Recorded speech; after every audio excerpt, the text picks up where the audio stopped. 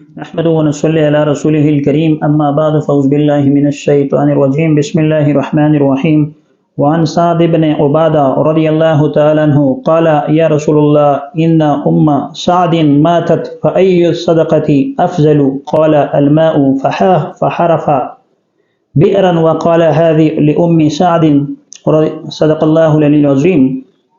حضرت سعد بن عبادہ رضی اللہ تعالیٰ راوی ہیں کہ میں نے رسول کریم صلی اللہ علیہ وسلم کی خدمت میں عرض کیا یا رسول اللہ صلی اللہ علیہ وسلم ام سعد یعنی میری ماں کا انتقال ہو گیا ہے، ان کے ایصال ثواب کے لیے کون سا صدقہ بہتر ہے؟ آپ صلی اللہ علیہ وسلم نے فرمایا پانی۔ چنانچہ حضرت سعد نے آن صلی اللہ علیہ وسلم کا یہ ارشاد سن کر کنواں کھودا اور کہا کہ یہ ام سعد یعنی میری ماں کے لیے صدقہ ہے۔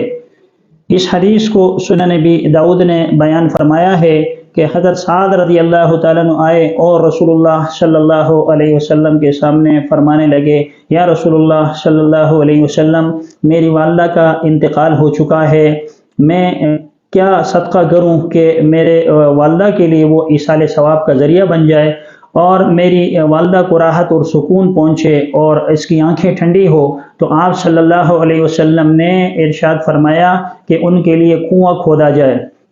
کنواں جو ہے یہ صدقہ جاریہ ہے۔ فقہا فرماتے ہیں کہ جب تک یہ کنواں باقی رہے گا اور اس سے لوگ پانی پیتے رہیں گے، اس سے اگر انسان تو انسان ہے، اگر حیوان بھی اس کا پانی پئیں گے اور اس سے سیراب ہوں گے تو اللہ تبارک و تعالیٰ اس شخص کو مسلسل صدقے کا ثواب عطا فرماتے ہیں۔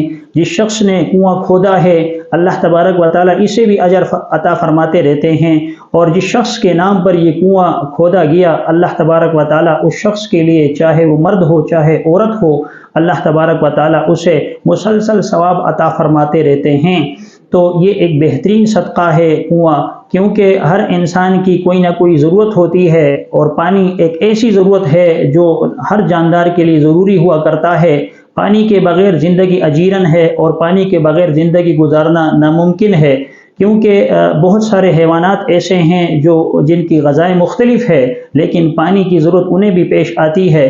اسی طرح جتنے بھی انسان ہیں چاہے چھوٹے قد والے ہوں چاہے بڑے قد والے ہوں یا کسی بھی قوم اور جماعت کے ساتھ تعلق رکھتے ہوں، چاہے مسلم ہو چاہے غیر مسلم ہو، لیکن پانی کی ضرورت وہ ہر آدمی کو پیش آتی ہے۔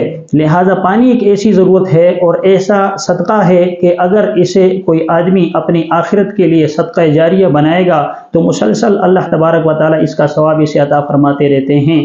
تو یہ بہترین صدقہ ہے اور ہر آدمی اس چیز کی کوشش کرے کہ زیادہ سے زیادہ اپنی آخرت کو سنوارنے کی کوشش کرے۔